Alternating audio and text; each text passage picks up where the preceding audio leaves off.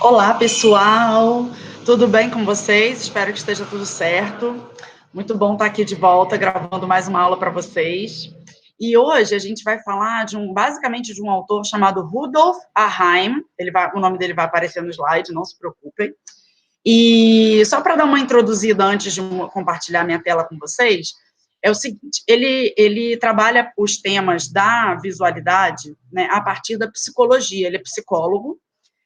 O nome do livro dele é Arte e Percepção Visual. Então, basicamente, ele vai tentar compreender e mostrar para a gente como a nossa percepção, nosso aparelho perceptivo, se relaciona com as imagens que nós vemos. Tá? Então, a gente já trabalhou bastante essa questão dos elementos, né, e como eles dão ideia, ou de movimento, ou de profundidade, ou geram uma sensação mais calma, ou geram uma sensação mais acelerada na gente. E aí, agora, ele vai trabalhar esse ponto de vista perceptivo. Então, portanto, vai ser a relação do indivíduo, da gente, né, quando a gente olha uma imagem, e a que sensação determinadas imagens causam na gente. Além disso, ele vai trabalhar os elementos que a gente já viu, como a linha, a forma, a cor, o plano, o ponto, etc. Ele vai trabalhar esses elementos em relação, né? Então, como dar uma sensação de profundidade ou uma sensação, às vezes até uma angústia. Eu trouxe uns exemplos de imagem aqui que acho que vão ser bastante elucidativos. Bom, vamos lá. Vou compartilhar aqui a minha tela com vocês.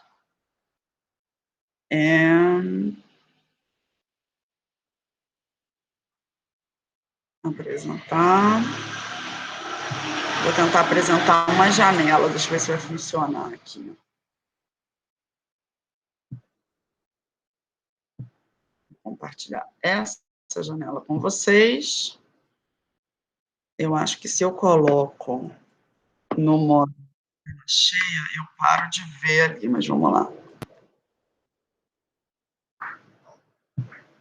Bom, arte e percepção visual, então, que é o título, né, e o tema do livro desse autor chamado Rudolf Arnheim. Bom, é de 1980, o livro, né, e ele é psicólogo, como eu já estava falando, né, e por isso ele vai produzir uma teoria mais voltada para a relação do sujeito, né, a maneira como a gente percebe essas imagens, tá, com a forma, a relação do sujeito com a forma, porque até agora a gente estava voltado muito para a forma, agora a gente vai se voltar para o sujeito, digamos assim, tá? E levando em consideração a subjetividade e a individualidade. Isso é muito importante, e daqui a pouco eu vou falar de um outro autor que trabalha de uma maneira muito interessante com relação a isso. Só antecipando um pouco, a gente poderia dizer que existe toda uma teoria da programação visual, né, uma teoria da percepção visual, que é muito, como é que eu posso dizer? Eu diria estruturalista, mas eu não sei se vocês estão familiarizados com esse termo, eu não vou entrar nessa onda filosófica por enquanto. É como se partisse do pressuposto que existe uma regra que vai levar a um fim. Então, como se a nossa percepção fosse toda muito encadeada e muito certinha e muito unilinear, assim, unilateral. Né? E já tem outros autores, além do Rudolf Arnheim, que vão dizer que não, que assim, a gente pode até criar, tentar perceber padrões, né, de que sempre que linhas em diagonal estão sendo usadas, normalmente as pessoas vão perceber a sensação de movimento, etc., como a gente já viu, mas tentar manter em consideração a subjetividade e a individualidade, né? Não é uma receita de bolo, não é uma matemática, acho que esse é o melhor termo que a gente pode usar. A percepção, ela não é matemática, né? A gente precisa sempre deixar uma abertura para a subjetividade e para a individualidade do sujeito, tá? Então, nas palavras do Rudolf Arnheim, eu vou usar muitas citações dele aqui, porque eu fui percebendo quanto a fala dele, as citações dele, remetiam a temas que a gente já trabalhou no curso, enfim, acho que vai funcionar bem. Estou esbarrando aqui na mesa, deixa eu beber uma aguinha.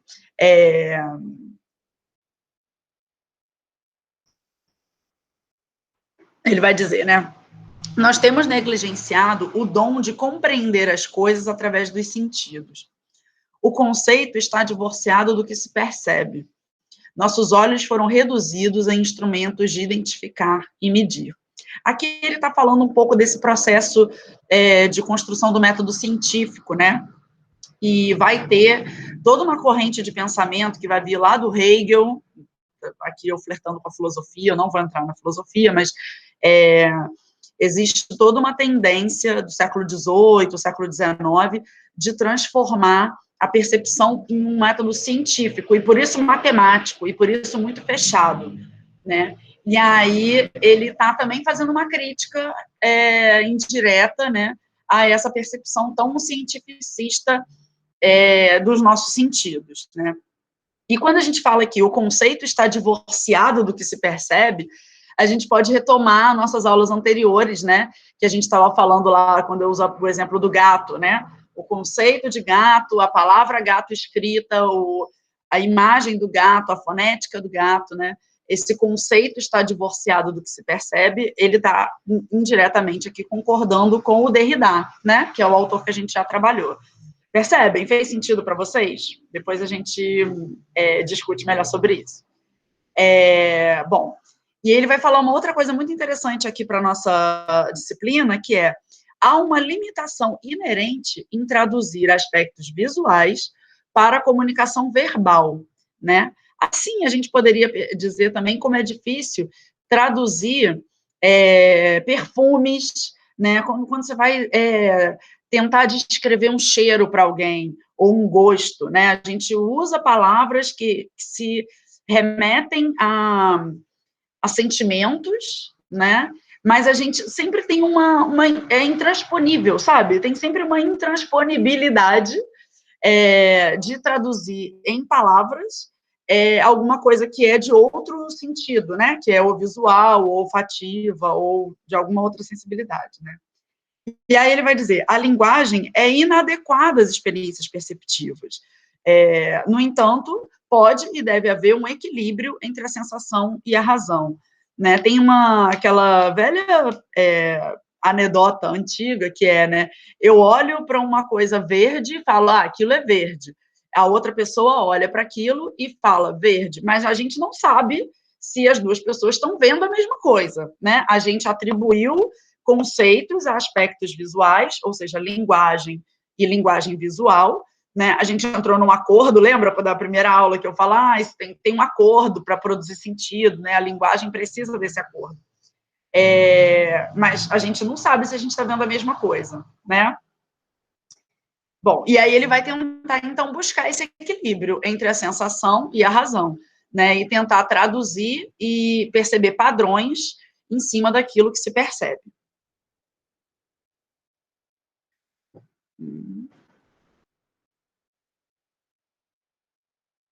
Gente, tá um calor aqui. Eu vou ficar bebendo água o tempo todo. Bom, e aí ele continua. Longe de ser um registro mecânico de elementos sensórios, a visão é uma apreensão verdadeiramente criadora de realidade, da realidade, né? Imaginativa, inventiva. Toda percepção é também pensamento. Essa frase é muito boa, eu acho. Todo raciocínio é também intuição.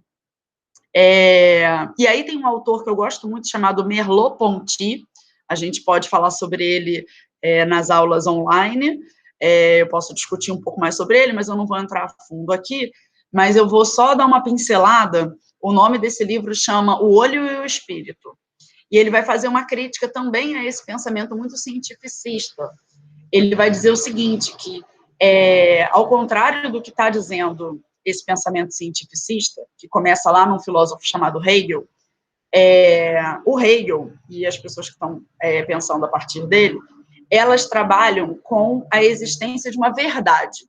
Então, como se existisse uma verdade, as coisas existem, pré-existem verdadeiramente, e o que nós fazemos, a nossa percepção, faz leituras de uma verdade. Então, vou usar até minha garrafa d'água aqui como exemplo, né? Essa garrafa existe, e quando eu olho para ela, eu tenho uma percepção dela. Se qualquer outra pessoa olhar para essa garrafa, vai ter uma percepção dela. Isso para o Hegel e para os cientificistas, tá? Eu estou sendo super rasa, gente. Quando eu falo de filosofia, o meu conhecimento de filosofia é limitado para a arte, tá? Se vocês forem perguntar para um filósofo, ele vai falar que ela está falando é uma grande bobagem, é muito mais complexo do que isso. Eu sei que é, tá? Mas é só para a gente entender aqui. O Merleau-Ponty, ele vai dizer que a realidade, o que a gente entende como verdade, depende da nossa percepção, dos nossos olhos. Então, essa coisa do eu olho para o verde e alguém olha para o verde e a gente não sabe se a gente está vendo a mesma coisa.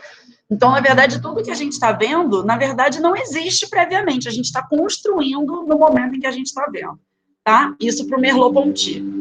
Só um parêntese, o Ferreira Goulart trabalha muito a partir do Merleau-Ponty, para discutir vários artistas da década de 50, 60, tá? São parênteses. E aí o Merleau-Ponty vai contar uma história super engraçada, que agora eu já não me lembro mais se eu já falei isso na outra aula, mas vocês me perdoem. Que ele vai dizer o seguinte, se a gente fosse, a nossa conjuntura corporal fosse diferente, eu acho que eu já falei isso, mas tudo bem, vamos lá. Fosse diferente do que a gente se o nosso olho, por exemplo, fossem anteninhas viradas para cima, ou se a gente tivesse uma estrutura, lembra que a gente falou das cores? Que o comprimento de onda das cores a gente percebe num determinado comprimento de onda, mas que tem mais onda para lá e mais onda para cá, e o nosso olho só não percebe aquilo como cor. E aí o Merleau-Ponty vai dizer, a realidade seria completamente diferente se a gente visse tudo em preto e branco, por exemplo, né? Ou se a gente visse outras ondas que a gente não vê. Eu veria essa garrafa de uma maneira completamente diferente da que eu vejo, tá?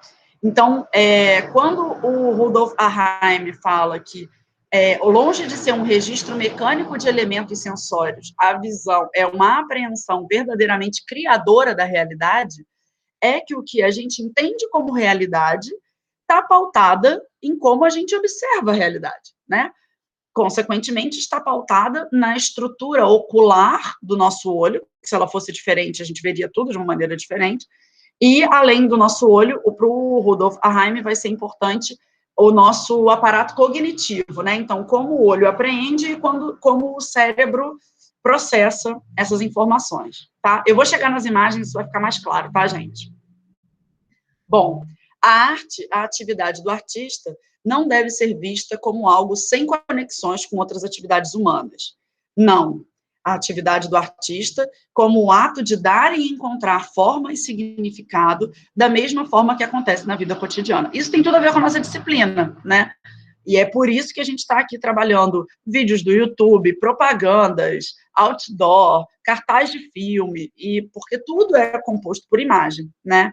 Equivale dizer que a teoria da imagem, né, ou trabalhar com visualidade, não é uma prerrogativa só da história da arte ou da prática artística, né? O mundo está permeado de imagens. Bom, vamos lá. Então, a gente vai para os elementos visuais relacionais. Por que relacionais, Mariana? Porque eles estão em relação, ora bolas. Gente, eu faço umas piadinhas, desculpa. Bom, aqui, esse primeiro quadro, essa tentativa de formas aqui para ilustrar para vocês, a primeira teoria do Rudolf Ahime, que é sobre equilíbrio, que ele vai dizer o seguinte, o nosso cérebro, ele tenta pegar aquilo que a gente está vendo e comparar com toda a nossa experiência pregressa, de tudo que a gente já viu desde que a gente nasceu e abriu os olhos pela primeira vez, né? Então, ele vai dizer, por exemplo, nessa primeira imagem, que tem o quadrado com uma bolinha no meio, o nosso cérebro, ele tenta organizar essa informação. Então, ele não vai dizer que essa bolinha está diretamente deslocada para o canto inferior esquerdo, para vocês talvez seja o direito, né, porque a webcam espelha a imagem. Ele vai ver que está um pouquinho torto. É como se nosso cérebro tentasse colocar a bolinha no centro direitinho, sabe? Dá um certo nervosinho, porque parece que está meio torto. Percebam se vocês também veem dessa forma. Da mesma maneira, o círculo que está no meio, estou eu já chamando de círculo, na verdade não é um círculo, né? É um segmento de linha curva, mas o nosso cérebro vai perceber como círculo e depois ele vai entender que está faltando um pedacinho, né? Se a gente olha rápido, a gente vê um quadrado com um pontinho no meio, só que esse pontinho está meio torto, um círculo que está faltando um pedacinho, e um ângulo reto que, ao invés de 90 graus, ele também está meio tortinho, né? Mas a gente tenta recuperar experiências anteriores e corrigir mentalmente essas formas, percebem?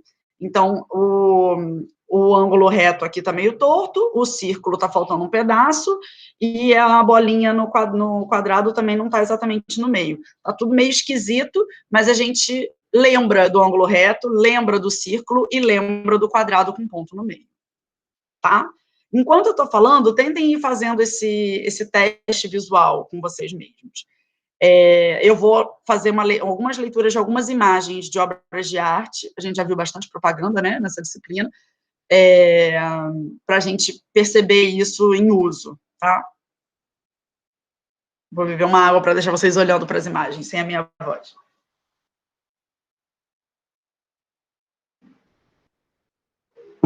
Vamos lá.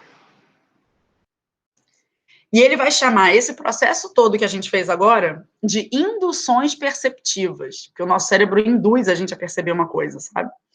São operações mentais, ou seja, não são visuais, né? O nosso olho, ele continua percebendo a forma como ela é, no círculo faltando um pedaço, o ângulo reto meio torto, né? Mas o nosso cérebro é que é responsável por fazer essa indução perceptiva. Então, o nosso cérebro vai reorganizar a imagem que está sendo vista para que ela se enquadre em um padrão que a gente já conhece, tá? Eu espero que tenha ficado claro que, na verdade, esse padrão que a gente já conhece é um conjunto de imagens que a gente acumulou ao longo da vida, tá? Bom, aí, então, agora só sintetizando para ficar mais organizado o conhecimento, né? Se o círculo não está exatamente no centro do quadrado, o nosso olho percebe antes que a matemática comprove. Isso, sabe o que isso me lembra? Não sei se vocês já passaram pela experiência de, por exemplo, botar uma prateleira na parede em casa, né? A gente pode medir com a trena a altura da prateleira, mas tem uma coisa no olho que se alguém segura a prateleira e alguém se afasta, ou colocar um quadro na parede, por exemplo, também pode ser, e alguém se afasta, você olha e o seu olho te diz, né, se aquilo está certo ou não, né? Então, o olho percebe antes da matemática, isso é muito legal. Se o desenho do círculo está incompleto, nós o completamos, né? O cérebro completa, para continuar reconhecendo aquela imagem como um círculo. E ele fala exatamente assim no livro, a gente não tem capacidade de ver um ângulo de 93 graus, por exemplo, a gente vê um ângulo reto inadequado, né? A gente vai sempre puxar para os 90 graus. E o 93 a gente só vai ver um ruído naquela visualidade, tá? E vai ser muito legal, porque a gente vai ver daqui a pouco obras de arte que vão trabalhar com esse ruído, é quase como se causasse um nervosinho visual, assim, sabe? Quando o cérebro tenta adequar e a imagem tenta desadequar. Então, aqui. Bom, é importante dizer que eu estou trabalhando com muitos artistas do concretismo, tá? É o nome desse estilo brasileiro. O concretismo é um movimento artístico que acontece fundamentalmente no Brasil, mais em São Paulo, mas é uma bobagem dizer isso, mas assim, que eles vão trabalhar muito com formas geométricas, e eles estão interessados nessa coisa da percepção, por isso que eles se enquadram muito bem nessa aula, né? E aí tem essa obra do Willis de Castro, que quando eu comecei a ler o Rudolf Arheim lá atrás, eu só lembrava do Willis de Castro, depois eu achei outros que vão trabalhar um pouco sobre essa percepção também. Bom, ignorem essa barra cinza aqui embaixo, se eu passar o mouse vocês veem, né? Ignorem essa barra, tá? Isso é da imagem da internet. Deixa eu desativar esses anúncios aqui para a gente ver melhor. Acho que vocês devem estar vendo esses anúncios todos. Pronto. A obra é só esses 2 quadrados. Aí nós temos, primeiro que essa parte de baixo não é exatamente um branco, é meio um cinza, é uma cor um pouco suja, digamos assim, né? E o vermelho. E aí ele faz um buraquinho no vermelho, aqui em cima, estão vendo? Um quadradinho que é dessa cor aqui de baixo, é como se fosse um dominó, né? Parece. Então, nós temos 2 quadrados, um vermelho e um off-white, vamos chamar assim, meio acinzentado. E bem no centro do quadrado vermelho, ele coloca um quadradinho pequeno do off-white, né? Aí, o que o nosso cérebro presumiria? que então, no meio do quadrado off-white, teria um quadradinho minúsculo vermelho bem ao centro, né? Só que aí ele brinca, ele faz essa pegadinha. Ele pega esse quadradinho vermelho, que o meu cérebro, pelo menos, mandaria que estivesse no meio do quadrado inferior, off-white. E ele encosta na linha. Percebem? Vocês conseguem sentir esse nervoso que dá? O meu cérebro faz 2 movimentos. Me digam, pensem aí com vocês, o que vocês acham que é o que o cérebro de vocês mandaria organizar nessa pintura. No meu caso, eu penso em 2 movimentos. Um, pegar esse quadradinho pequenininho vermelho, que está na linha divisória dos 2 quadrados grandes, e colocar ele no meio do quadrado de baixo, porque aí fica compensado, fica equilibrada a imagem. Ou, então, pegar esse quadradinho vermelho e entupir o quadradinho do meio do quadrado vermelho e deixar só 2 quadrados, um vermelho e um off-white, sem nenhum furinho no meio, sabe? Parece que é um furinho que você pode pegar o quadradinho pequenininho lá e tapar o furinho, sabe? Então, o Willis de Castro vai trabalhar bastante com isso. Temos mais aqui uma outra imagem, também do Willis de Castro, que ele também pega e dá uma deslocadinha, né? Essa é mais nítida, essa ideia, essa tentativa de desorganizar a nossa visualidade, né?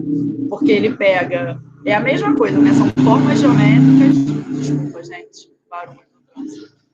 São formas geométricas, de novo, quadrados, né? Aí a gente tem o quadrado vermelho com o quadrado preto embaixo. E em cima o quadrado vermelho com o quadrado preto. Só que aí ele pega e bota o quadrado preto de lado, né?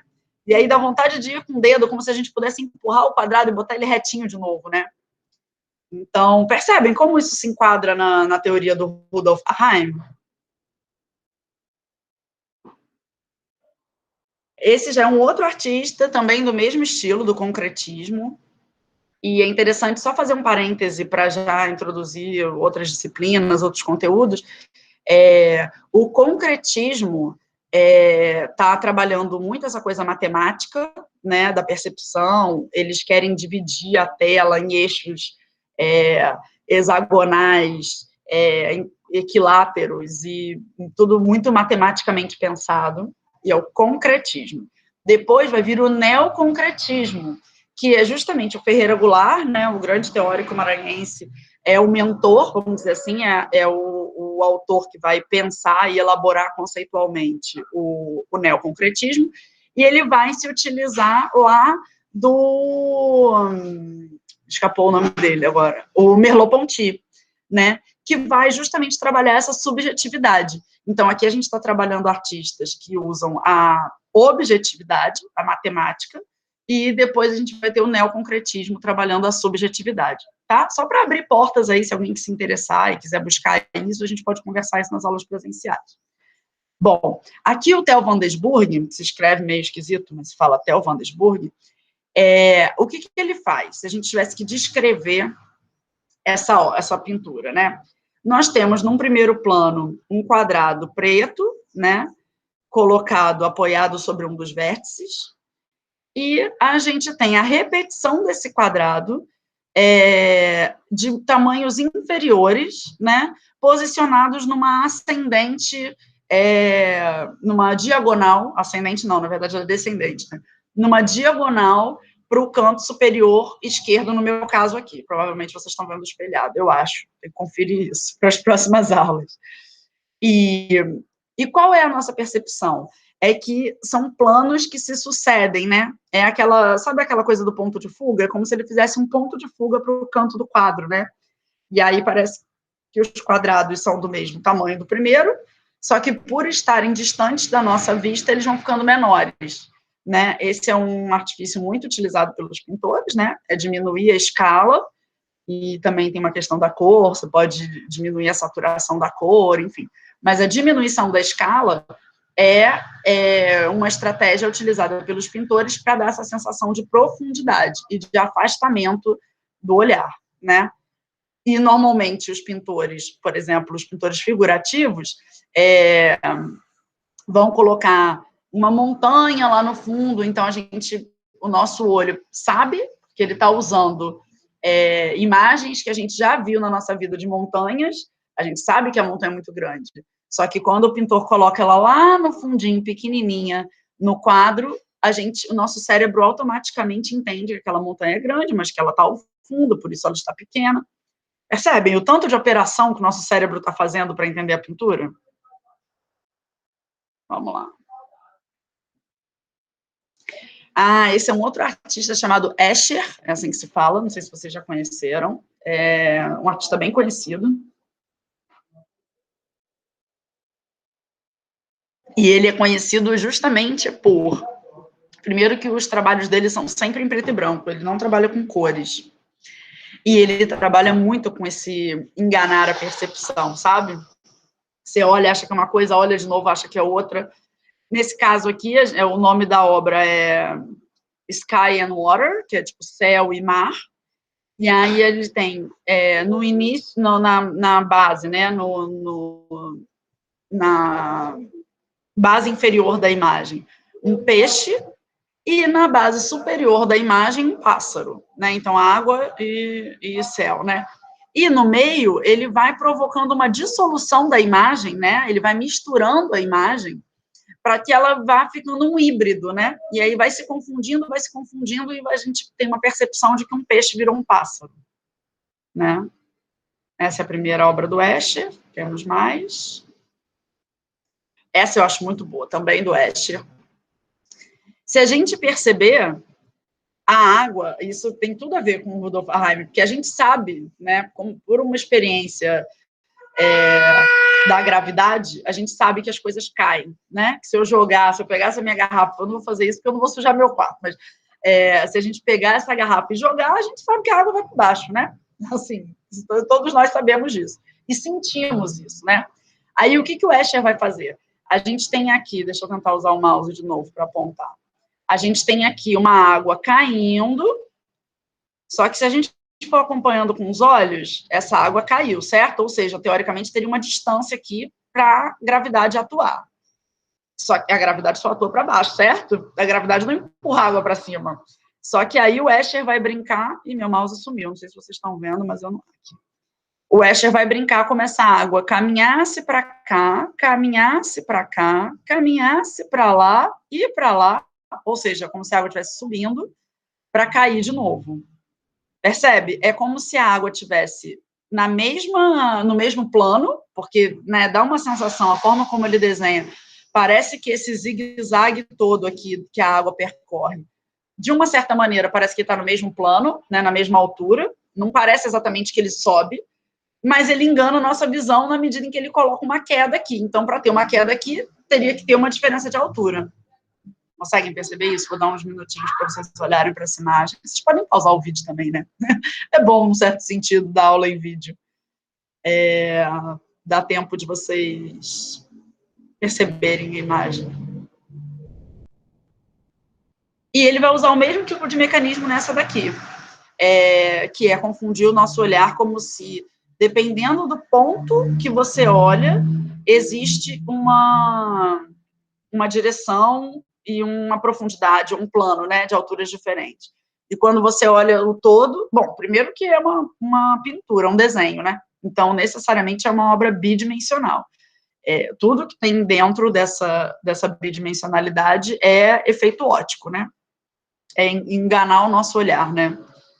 E aí a gente tem a mesma coisa, o boneco está subindo aqui, descendo aqui, aí, na verdade, na mesma escada, o boneco está descendo de um lado, subindo do outro, né, como se a escada também tivesse um duplo, e ao mesmo tempo, do outro lado, ela não tem. Ó, dá um tempinho para vocês perceberem. E essa aqui é uma das mais famosas dele, talvez vocês já conheçam pelo menos essa. Quem já viu Escher, provavelmente já viu essa imagem. Que é maravilhosa, né? Muito boa, porque é isso, mais uma vez. É uma superfície bidimensional, né? Não tem nenhuma profundidade, e ele brinca com essa coisa do desenho, a mão que desenha e a mão que está sendo desenhada, né? Não sei se vocês conhecem uma outra obra do Magritte, um artista chamado Magritte, que chama Isto Não É um Cachimbo. Nossa, totalmente carioca eu, né? Isto não é um cachimbo. Tem até um livro do Foucault o livro que a gente já leu esse autor, a gente está trabalhando nesse autor nesse curso, que chama Isto Não é um Cachimbo. Eu tentando enganar quando sou carioca. Isto Não é um Cachimbo. O Foucault vai fazer toda uma leitura em cima do trabalho do Magritte, que, na verdade, a gente pode perceber que tem uma grande similaridade com esse trabalho do Escher. É como se fosse a pintura, ou o desenho, né, a obra de arte, evidenciando que ela é só uma criação, né, e que ela engana o nosso olhar, né, porque existe toda uma corrente de pensamento europeia, né, fundamentalmente, mas até, na verdade, a modernidade, né, então, desde lá, se a gente for pegar Renascimento, Barroco, Rococó, o estilo que a gente quiser, até chegar à arte moderna, existe um pensamento de que a pintura sintetiza a realidade, né? Ela mimetiza, seria o termo correto para as artes visuais, né? É como se a pintura fosse uma tradução fiel da realidade, ela é quase uma prova da realidade, né? Esse é o pensamento historiográfico europeu, né? E aí, a partir da modernidade, os artistas e os teóricos vão falar, não, a pintura é uma construção de uma narrativa, não tem nada de verdade nisso, né? Ela engana o nosso olhar, ela representa coisas, ela altera coisas que o olho do artista está vendo, ele pinta diferente do que ele está vendo, né? E aí essas obras todas, a do Magritte e a do Escher, por exemplo, vão evidenciar na própria pintura, ou no desenho, na própria obra, né, essa característica de enganação, sabe? De que tudo é só uma percepção, não é a realidade. Muito bom, né, gente? Eu gosto muito desse artista. Estamos nos encaminhando já para o fim, tá? Mais uma obra do concretismo, do Hércules Barsotti, que, na verdade, a gente pode pensar que ele está fazendo uma composição com triângulos, né? Existe todo um cálculo matemático para fazer essa composição. Na verdade, ele pega um hexágono, divide em eixos iguais e vai traçando linhas diagonais na medida em que elas vão formando triângulos ou losangos, porque tem vários losangos aqui, né? E aí ele faz esse jogo com as cores e vai construindo essa imagem. Quando a gente tira uma parte dos triângulos, que parece vazado, né? Fica parecendo um pente, assim. Quando a gente tira alguns dos triângulos, o nosso cérebro dá a sensação de vazado. Porque, na verdade, a gente poderia até dizer, os triângulos, que aqui estão do meu lado direito, né, para vocês o esquerdo, eles só têm a mesma cor do fundo, a gente poderia pensar, né? E o Hércules Barsotti, ele também tira a linha do contorno, né, nessa lateral. Então, o nosso cérebro percebe como se tivesse vazado, né? Tem uma outra aqui do Hércules Barsotti, já me encaminhando aqui para o final.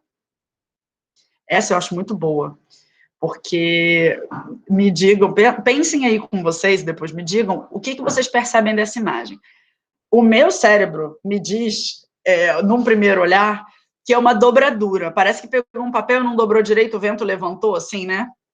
Não parece? Que está meio tortinho, né? Parece uns papéis meio jogados, assim, papéis pretos e brancos.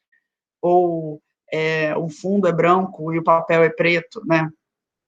E, na verdade, se a gente for analisar, bom, isso também é uma obra bidimensional, né? Não tem profundidade nenhuma aqui. E se a gente for pensar bem, é uma composição com triângulos, né? Ele coloca um triângulo preto aqui, aí ele vem e coloca um outro triângulo, na verdade. Essa forma tipo uma fresta, né? Parece um intervalo de alguma coisa, nada mais é do que um outro triângulo aqui, tá vendo? Que divide esses dois triângulos pretos, tem esse triângulo branco. Aí a gente tem um triângulo preto aqui grandão e tem um outro triângulo fininho. Percebem como tem vários triângulos muito grandes, quando ele coloca um triângulo muito fininho e comprido, que é o isósceles não escaleno, acho que é o isósceles, né? Que é o chapéuzinho, assim, só que é bem comprido, né? E aí a gente tem uma noção de que ele é um intervalo, de que ele é uma fresta, né? Mas, na verdade, ele é um triângulo, tanto quanto os outros. E a mesma coisa aqui, tá? Então, essa é uma obra quadrangular e plana, mas a gente tem toda uma sensação de profundidade que é quase uma brincadeira do artista, né? E aí, gente, então aqui a gente acaba a nossa apresentação com aquela brincadeira do desprogramação visual. Deixa eu voltar aqui para a câmera. Vou parar a apresentação. Eu acho que a minha imagem parou de ser filmada, não. Voltou. Então, gente, é isso. Espero que vocês tenham gostado. Se vocês tiverem alguma dificuldade de perceber essas coisas na imagem, voltem no vídeo, pausem o vídeo, ou busquem outras imagens no Google, pode ser legal também. Esses artistas que eu apresentei para vocês, tem muitas outras obras que trabalham com isso, porque, como eu disse, eles estavam nessa intenção mesmo, né, de trabalhar essa coisa da percepção.